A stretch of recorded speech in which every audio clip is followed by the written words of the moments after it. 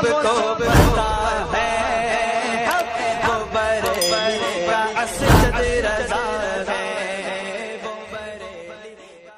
اللہ کا ایک بندہ تھا، وہ بازار سے گزر رہا تھا، بلکہ اس کی رحمتیں بہانے ڈھونڈتی ہیں۔ ذرا دیکھیے منظر، تو اس نے دیکھا ایک شرابی ہے، وہ گندی نالی پہ گرا ہوا ہے اور گندے پانی سے اس کا منہ گندا ہو رہا ہے۔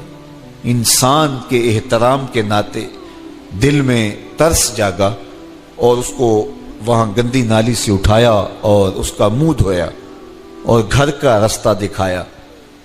خیر شام ہوئی، رات پڑی، جب پچھلا پہر ہوا تو وہ بزرگ جنہوں نے دن کو شرابی کا منہ دھویا تھا تو وہ مسجد میں تہجد پڑھنے کے لیے آئے، تو کیا دیکھا کہ وہی شرابی جو دوپہر کو گندی نالی پہ دھت پڑا تھا آج اس بزرگ سے بھی پہلے مصلی پہ کھڑا ہو کے نماز پڑھ رہا ہے۔ تو بڑی حیرت ہوئی کہ یہ تو وہ دن والا شرابی ہے اور میں نے آج اس کا منہ دھویا تھا، نشے میں دھت پڑا تھا۔ تو حیرت کا اظہار کیا تو ہاتف سے آواز آئی، میرے بندے تو نے اس کا منہ دھو دیا تھا، میں نے اس کا دل دھو دیا ہے۔ تو جب بندہ اللہ کے حضور توبہ کرتا ہے، اس کے حضور معافی مانگتا ہے، تو پھر وہ کتنا عطا کرتا ہے، اور بندے کے گناہوں کو معاف ہی نہیں کرتا بلکہ اس کے گناہوں کو نیکیوں میں بدل کے رکھ دیتا ہے۔ یہ بندے پر اللہ کی کرم نوازیوں کے برستے رنگ ہیں۔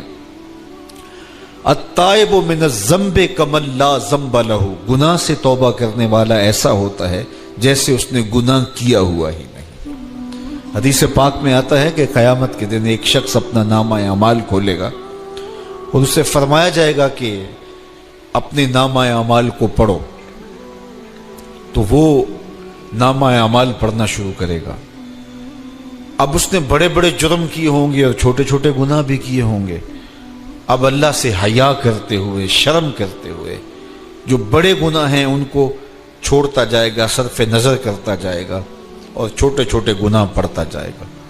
جب وہ سارا نامہ اعمال پڑھ چکے گا تو آواز آئے گی، بندے جا، میں تیرے سارے گناہوں کو بدل کے نیکیوں میں تبدیل کر دیا۔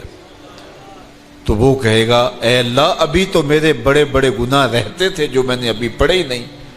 تو جب یہ بات اللہ کے محبوب نے ارشاد فرمائی تو حضور اتنا مسکرائے کہ صحابہ کو حضور کی داڑھیں نظر آنے لگی۔ پہلے وہ کہہ رہا ہے کہ چھوٹے چھوٹے گناہ پڑھتے اور بڑے چھوڑتا چلا جاتا ہے، اور جب یہ اسے پتا چلا کہ ان گناہوں کو بدل کے نیکیوں میں تبدیل کر دیا جائے گا تو وہ کہتا ہے ابھی تو بڑے بڑے گناہ میرے رہتے تھے۔ تو اللہ کی یہ کرم نوازیوں کے رنگ ہے کہ وہ گناہوں کو بدل کے نیکیوں میں تبدیل کر دیتا ہے، اور بندہ جتنا بڑا گناہ گار تھا جب سچے دل سے اس کے حضور توبہ کرنے کے لیے حاضر ہوتا ہے تو پھر اتنا ہی بڑا نیکوکار بن جاتا ہے۔ سیدنا عمر فاروق رضی اللہ تعالی عنہ کا زمانہ تھا، اور آپ جانتے ہیں وہ ہاتھ میں درہ رکھتے تھے اور گلیوں میں گشت کیا کرتے تھے رات کو۔ دن کو بھی آپ دیکھتے تو ایک شرابی تھا جو ہاتھ میں شراب کی بوتل لیے آ رہا تھا۔ اچانک گلی کا موڑ کاٹا تو آگے حضرت عمر آ رہے تھے، ایک دم ڈر گیا اور دل ہی دل میں کہا، اے اللہ حضرت عمر کے قہر سے بچا لے، ساری زندگی شراب نہیں پیوں گا۔ سچی توبہ کر دی اور جلدی سے وہ شراب کی بوتل بغل میں دبا لی۔ اتنے میں حضرت عمر بھی سر پہ پہنچ گئے اور کڑک کے کہا، گرج کے کہا کہ یہ تیرے پاس کیا ہے؟ تو تھی تو شراب۔ اب ڈرتے ہوئے اس نے کہا، حضور یہ سرکہ ہے۔ تو حضرت عمر فرمایا، نکالو۔ اب وہ تھر تھر کانپ رہے اور بغل سے وہ شراب کی بوتل نکالی۔ جب نکالا تو وہ شراب نہیں تھی، سرکہ بن چکا تھا۔ تو جو اللہ شراب کو سرکے میں بدل دینے پہ قادر ہے، وہ گناہوں کو نیکیوں میں بدل دیتا ہے۔ تو یہ ایک صورت دکھائی کہ دیکھو یہ شراب کو سرکے میں تبدیل کر دیا، تمہارے گناہ بھی نیکیوں میں تبدیل کر دیں گے۔ تم آؤ تو صحیح اس کی چوکھٹ پہ، تم ہاتھ تو پھیلاؤ۔ حضرت داتا گنج بخش علی حجویری علیہ رحمہ کشف المعجوب کے اندر لکھتے ہیں کہ جو فرمایا گیا کہ جس نے توبہ کی اللہ نے اس کی مغفرت کر دی، تو ایک بزرگ کا قول نقل کیا کہ جس کو اللہ نے بخشنا تھا اللہ نے اس کو توبہ کی توفیق دے دی۔ اس کو بلایا ہی اسے ہے جس نے مغفرت کرنی تھی۔ تو توبہ کی توفیق کا نصیب ہو جانا یہ اللہ کی خاص رحمتیں ہیں، اور توبہ کرنے والا اللہ کی خاص رحمتیں پاتا ہے۔ توبہ کرنے والا جب اس کے حضور حاضر ہوتا ہے تو اللہ تعالیٰ اس پہ بہت خوش ہوتا ہے۔ اللہ کے محبوب علیہ السلام نے باقاعدہ ایک مثال سے یہ حقیقت سمجھائی کہ توبہ کرنے والے کے لیے اللہ کی خوشی کا عالم کیا ہوتا ہے، اللہ کیسے خوش ہوتا ہے توبہ کرنے والے پر۔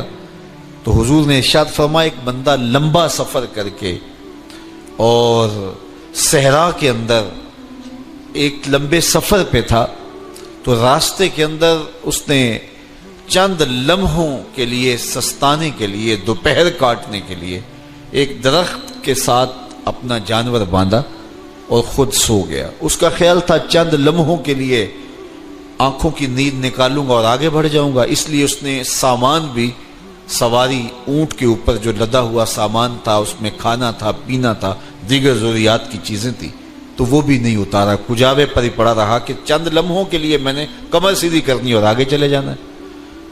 تو تھوڑی دیر کے بعد اس کی آنکھ کھلی تو کیا دیکھتا ہے کہ اونٹ ماں ساز و سامان کے غائب ہے۔ تو صحرا میں اونٹ کا گم جانا زندگی گم جانے کے مترادف ہے۔ تا حد نظر نہ کوئی آبادی، نہ کوئی انسانی وجود، تو پھر زندگی نہیں، موت کے منہ میں اپنے آپ کو دھکیل لینا ہے جنگل میں، اگر آپ کے پاس کچھ باقی نہیں بچتا ہے۔ تو اس نے دیکھا کہ سواری غائب ہے، سواری غائب ہے تو اس کے اوپر جو سامان تھا وہ بھی غائب ہے، تو وہ دائیں بائیں بھاگا دوڑا اس خیال سے کہ میں جو ہے وہ اپنی سواری کو تلاش کر لوں، لیکن سواری نہیں مل پائی۔ تو پھر وہ دوبارہ آیا اور اسی جگہ بیٹھ گیا، اب موت کا انتظار کرنے لگا۔ چونکہ صحرا میں سواری گم گئی اور میلوں تک انسانی آبادی ہی نہیں ہے، تو وہی پیاس سے ہلکان ہوا، بے چین ہوا، وہاں درخت کے ساتھ ٹیک لگا کے موت کا منتظر ہو کے بیٹھ جاتا ہے، اور یوں بیٹھے بیٹھے اس کی آنکھ لگ جاتی ہے۔ اچانک اس کی آنکھ کھلتی ہے تو کیا دیکھتا ہے کہ اونٹ ماں ساز و سامان کے پاس کھڑا ہے۔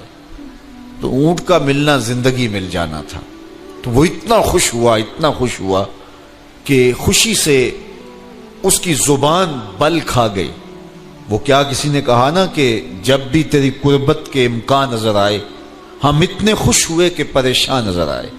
تو کہنا تو یہ تھا کہ اے اللہ تو میرا رب اور میں تیرا بندہ، لیکن وہ خوشیوں کے ہجوم میں درک گیا اور کیا کہتا ہے، اللہم انت عبدی وانا ربک، اے اللہ تو میرا رب، تو میرا بندہ اور میں تیرا رب۔ تو اس قدر وہ خوشیوں میں درک گیا کہ اس کو اپنی زبان پہ قابو اور کنٹرول نہ رہا۔ کسی کے آنے سے ایسے ہوش اڑے ساقی کے، شراب سیخ پہ ڈالی اور بوتل میں کباب۔ تو کہتا اللہم انت عبدی وانا ربک، تو میرا بندہ اور میں تیرا رب۔ تو یہ اس کی زبان قابو میں نہ رہی اور وہ بل کھا گیا، خوشیوں کا ہجوم ایسا ہوا۔ تو اللہ کے محبوب نے یہ مثال بیان کرنے کے بعد ارشاد کیا، مجھے بتاؤ اس بندے کو کتنی خوشی ہوئی کہ زبان پہ قابو نہیں، جذبات پہ کنٹرول نہیں، کہنا کچھ ہے بول کچھ رہا ہے۔ تو صحابہ نے عرض کی حضور بہت خوشی ہے۔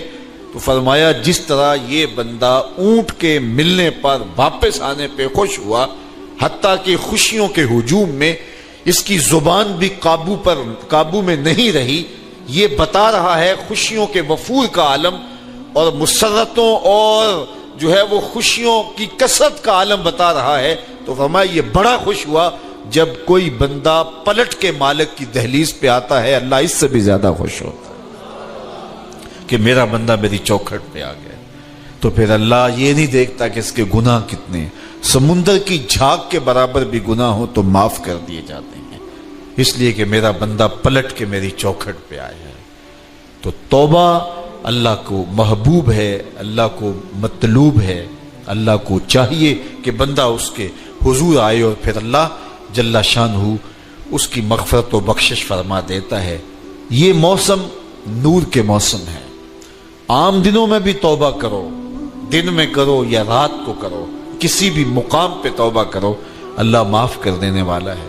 لیکن یہ خاص ایام تو ایسے ہیں کہ اللہ کی رحمتیں بندوں کو معاف فرما دیتی ہیں، اور اگر کوئی توبہ کا جو ہے وہ دامن پکڑ کے آ جائے, اس کے حضور حاضر ہو جائے, تو پھر اللہ تعالیٰ جل شانہ بندوں کی خطائیں بھی معاف کرتا ہے اور ان کے گناہوں کو بدل کے نیکیوں میں تبدیل کر دیتا ہے. رضا سے سب کو جوڑتا چلا گیا جو تقویٰ و فتح